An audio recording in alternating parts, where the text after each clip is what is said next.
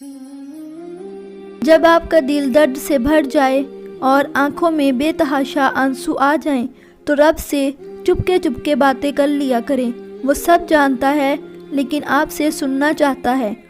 اللہ تمہاری زبان کو مانگنے کی ہمت تب دیتا ہے جب وہ تمہاری دعاؤں پر راضی ہونا چاہتا ہے۔ اللہ تعالیٰ اگلے کچھ لمحوں میں آپ کا مقدر بدل سکتا ہے۔ دعا کرنا کبھی مت چھوڑیں۔ اللہ تعالیٰ کا شکر ادا کریں۔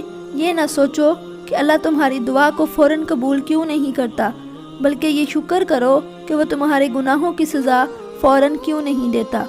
اس کی مصلحت اور وقت کی ترتیب نہ سمجھنے کے باوجود بھی تم صبر کر لیتے ہو تو وہ ساری چھپی ہوئی حقیقتیں تمہیں سمجھا دیتا ہے۔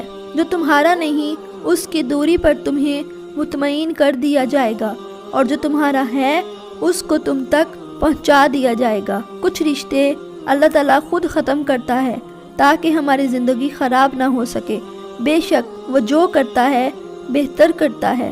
اللہ فرماتا ہے، میں کسی بھی جان کو اس کی طاقت سے زیادہ نہیں آزماتا ہوں۔ جب تم کو یقین کا دعویٰ کرنے لگتے ہو تب وہ تمہارا یقین آزماتا ہے ان چیزوں سے جن کے بغیر رہنے کا تم تصور بھی نہیں کرتے، اور جن کی نیت صاف ہوتی ہے نصیب بھی ان کا ساتھ دیتے ہیں۔ امید صرف اپنے رب سے رکھو، لوگوں سے نہیں، کیونکہ لوگ آپ کو اور آپ کی امیدوں کو بس توڑ سکتے ہیں۔ سب سے خوبصورت احساس یہ ہے کہ وہ دعا حقیقت بن جائے جو آپ کے اور اللہ کے درمیان راز تھی۔ یہ جو دیر لگ رہی ہے وہ اللہ کی طرف سے خیر بھی تو ہو سکتی ہے نا۔ صبر کرنا بہت مشکل ہوتا ہے، لیکن اللہ نے صبر کے صلے میں بہت کچھ آپ کے لیے رکھا ہے جو آپ سوچ بھی نہیں سکتے۔